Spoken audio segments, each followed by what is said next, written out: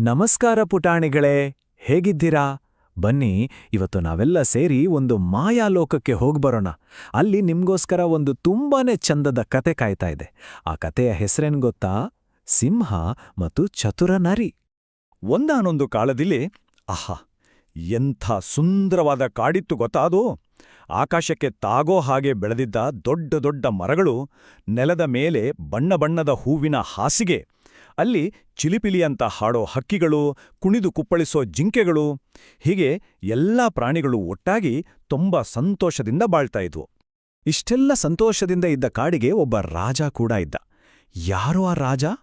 ಬನ್ನಿ, ನಮ್ಮ ಕಥೆಯ ಮೊದಲ ಭಾಗದಲ್ಲಿ ಆ ಕಾಡಿನ ಅರಸ ವೀರಸಿಂಹನ ಬಗ್ಗೆ ಮೊದಲು ತಿಳ್ಕೊಳ್ಳೋಣ. ಹೌದು, ಆ ಕಾಡಿನ ರಾಜನ ಹೆಸರು ವೀರಸಿಂಹ ಅಂತ.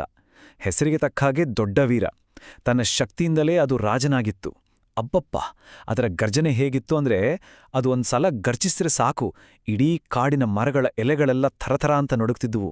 ಪಾಪ ಉಳ್ದ ಪ್ರಾಣಿಗಳೆಲ್ಲ ಜೀವ ಉಳಿಸ್ಕೊಂಡ್ರೆ ಸಾಕು ಅಂತ ಎಲ್ಲೆಲ್ಲೋ ಓಡಿ ಹೋಗಿ ಬಚ್ಕೊಳ್ತಿದ್ವು.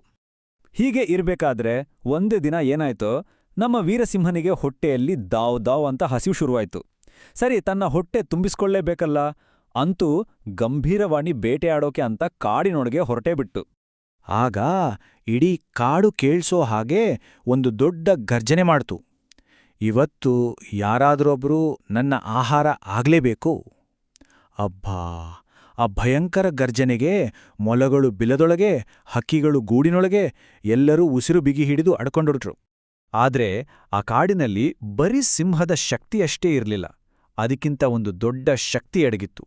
ಅದೇನು ಗೊತ್ತಾ? ಅದುವೇ ಬುದ್ಧಿವಂತಿಕೆ. ಬನ್ನಿ, ಹಾಗಾದ್ರೆ ನಮ್ಮ ಕತೆಯ ಎರಡನೇ ಭಾಗದಲ್ಲಿ ಆ ಚತುರ ನರಿಯ ಉಪಾಯ ಏನು ಅಂತ ನೋಡೇ ಬಿಡೋಣ. ಅದೇ ಕಾಡಿನಲ್ಲಿ ಮಂಜು ಅಂತ ಒಂದು ಪುಟ್ಟ ಆದ್ರೆ ತುಂಬಾನೇ ಬುದ್ಧಿವಂತ ನರಿ ಇತ್ತು. ಅದಕ್ಕೆ ವೀರಸಿಂಹದ ತರ ದೊಡ್ಡ ಬಲ ಇರ್ಲಿಲ್ಲ ನಿಜ, ಆದ್ರೆ ಅದರತ್ರ ಅದಕ್ಕಿಂತನೂ ಚುರುಕಾದ ಬುದ್ಧಿ ಇತ್ತು. ಸಿಂಹದ ಗರ್ಜನೆಗೆ ಎಲ್ಲಾ ಪ್ರಾಣಿಗಳು ಭಯದಿಂದ ಓಡ್ತಾ ಇದ್ರೆ, ನಮ್ಮ ಮಂಜು ಮಾತ್ರ ಒಂದು ಮರದ ಹಿಂದೆ ನಿಂತು ಯೋಚನೆ ಮಾಡ್ತಾ ಇತ್ತು.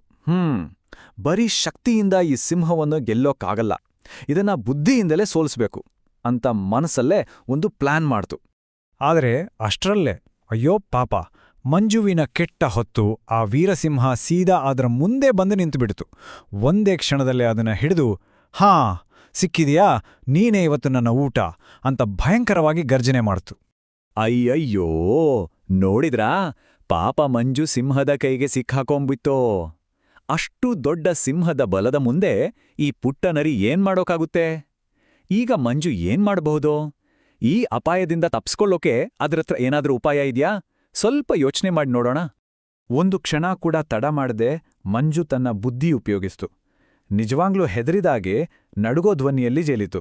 ರಾಜರೇ, ದಯವಿಟ್ಟು ನನ್ನನ್ನು ತಿನ್ಬೇಡಿ, ನಿಮ್ಗೊಂದು ಬಾಳ ಮುಖ್ಯವಾದ ಸುದ್ದಿ ತಂದಿದ್ದೀನಿ. ನಮ್ಮ ಈ ಕಾಡಿಗೆ ಇನ್ನೊಂದು ಸಿಂಹ ಬಂದಿದೆ. ಅಷ್ಟೇ ಅಲ್ಲ, ಅದು ನಿಮ್ಗಿಂತ ನಾನೇ ಜಾಸ್ತಿ ಶಕ್ತಿಶಾಲಿ ಅಂತ ಹೇಳ್ಕೊಳ್ತಾ ಇದೆ. ಈ ಮಾತು ಕಿವಿಗೆ ಬಿದ್ದಿದ್ದೇ ತಡ ವೀರಸಿಂಹದ ಕೋಪ ನೆತ್ತಿಗೇರಿತು. ಅಹಂಕಾರಕ್ಕೆ ದೊಡ್ಡ ಪೆಟ್ಟು ಬಿತ್ತು. ಕಣ್ಣುಗಳು ಕೆಂಪಾಗಿ, ಏನು, ಇನ್ನೊಂದು ಸಿಂಹನ? ನನ್ನ ಕಾಡಲ್ಲಿ ನನಗಿಂತ ಶಕ್ತಿಶಾಲಿ ಇನ್ನೊಬ್ಬನ? ನಡೆ, ಈಗಲೇ ನನ್ನನ್ನು ಅದರ ಹತ್ತಿರ ಕರ್ಕೊಂಡು ಹೋಗೋ ಅಂದ ಗುಡುಗಿತು. ನೋಡಿದ್ರಾ, ಮಂಜುವಿನ ಉಪಾಯ ಕೆಲ್ಸ ಮಾಡ್ತಾ ಇತ್ತು. ಅಹಂಕಾರಿ ಸಿಂಹ ನಿಧಾನವಾಗಿ ನರಿಯ ಬಲೆಗೆ ಬೀಳ್ತಾ ಇತ್ತು. ಈಗ ಬನ್ನಿ, ಕಥೆಯಲ್ಲೇ ತುಂಬಾನೇ ಕುತೂಹಲಕಾರಿಯಾದ ಭಾಗ ನೋಡೋಣ. ಅದೇ ಬಾವಿಯೊಳಗಿನ ಸಿಂಹ. ಮಂಜು ಮುಂದೆ ಮುಂದೆ ನಡೀತಾ ಇತ್ತು. ಅದರಿಂದೆ ಕೋಪದಿಂದ ಕುದಿತಾ ಇದ್ದ ವೀರಸಿಂಹ. ಹೀಗೆ ಹೋಗಿ ಹೋಗಿ ಮಂಜು ಆ ಸಿಂಹವನ್ನ ಕಾಡಿನ ಮಧ್ಯದಲ್ಲಿದ್ದ ಒಂದು ಹಳೆಯ ಆಳವಾದ ಬಾವಿ ಹತ್ರ ಕರ್ಕೊಂಡೋಯ್ತು.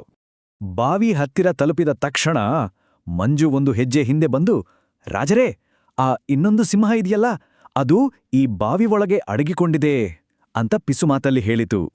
ತನ್ನ ಎದುರಾಳಿಯನ್ನ ನೋಡೇ ಬಿಡಬೇಕು ಅಂತ ವೀರಸಿಂಹ ಕೋಪದಿಂದ ಬಾವಿ ಒಳಗೆ ಇಣುಕಿಲೋಡ್ತು. ಆದರೆ ಅಲ್ಲಿ ಅದಕ್ಕೆ ಕಂಡಿದ್ದೇನೋ ಗೊತ್ತಾ? ಇನ್ನೊಂದು ಸಿಂಹ ಅಲ್ಲ, ಬದಲಿಗೆ ತಿಳಿಯಾದ ನೀರಿನಲ್ಲಿ ತನ್ನದೇ ಆದ ಪ್ರತಿಬಿಂಬ. ತನ್ನ ಪ್ರತಿಬಿಂಬವನ್ನೇ ಇನ್ನೊಂದು ಸಿಂಹ ಅಂತ ತಿಳ್ಕೊಂಡು ವೀರಸಿಂಹ ಜೋರಾಗಿ ಗರ್ಜನೆ ಮಾಡಿತು. ಅದಕ್ಕೆ ಉತ್ತರ ಕೊಡೋ ಹಾಗೆ ಬಾವಿಯ ಒಳಗಿನಿಂದಲೂ ಅದೇ ಗರ್ಜನೆ ವಾಪಸ್ ಪ್ರತಿಧ್ವನಿಸಿತು. ತನ್ನ ಎದುರಾಳಿ ತನಗೆ ಸವಾಲು ಹಾಕ್ತಿದೆ ಅಂತ ಅಂದುಕೊಂಡ ಆ ಮೂರ್ಖ ಸಿಂಹ ಒಂದು ಕ್ಷಣನೂ ಯೋಚನೆ ಮಾಡ್ಲಿಲ್ಲ. ಸಿಕ್ಕಾಪಟ್ಟೆ ಕೋಪದಿಂದ ಆ ಇನ್ನೊಂದು ಸಿಂಹದ ಮೇಲೆ ದಾಳಿ ಮಾಡೋಕೆ ಅಂತ ಬಾವಿಯೊಳಗೆ ಧುಮುಕಿಬಿಡ್ತು. ಛಪ್ಪಾಕ್ ಅಂತ ಒಂದು ದೊಡ್ಡ ಶಬ್ದ ಆಯಿತು. ಸಿಂಹ ಆಳವಾದ ಬಾವಿಯ ನೀರಿನಲ್ಲಿ ಬಿದ್ದು ಒದ್ದಾಡೋಕೆ ಶುರು ಮಾಡ್ತು. ನೋಡಿದ್ರಲ್ಲ, ವೀರಸಿಂಹದ ಶಕ್ತಿಗಿಂತ ಅದರ ಅಹಂಕಾರವೇ ಜಾಸ್ತಿ ಇತ್ತು. ಅದೇ ಅದರ ಸೋಲಿಗೆ ಕಾರಣ ಆಯಿತು. ಈಗ ನಾವು ಈ ಕಥೆಯ ನೀತಿ ಏನು ಅಂತ ತಿಳ್ಕೊಳ್ಳೋಣ. ಅದೇ ಬುದ್ಧಿಯೇ ದೊಡ್ಡ ಬಲ. ಸಿಂಹ ಬಾವಿಗೆ ಬಿದ್ದಿದ್ದನ್ನ ನೋಡಿ ಮಂಜು ಒಂದು ದೊಡ್ಡ ನಿಟ್ಟುಸಿರು ಬಿಡಿತು. ತನ್ನ ಜಾಣತನಕ್ಕೆ ತಾನೇ ನಗುತ್ತಾ ಅಂದುಕೊಂಡಿತು, ಅಬ್ಬಾ, ನಾನು ಅಂದುಕೊಂಡಿದ್ದೇ ಸರಿ, ಬಲಕ್ಕಿಂತ ಬುದ್ಧಿಯೇ ದೊಡ್ಡದು. ಈ ಖುಷಿ ಸುದ್ದಿ ಕಾಡೆಲ್ಲ ಕಾಡ್ಗಿಚ್ಚಿನ ಹಾಗೆ ಹರಡಿತು.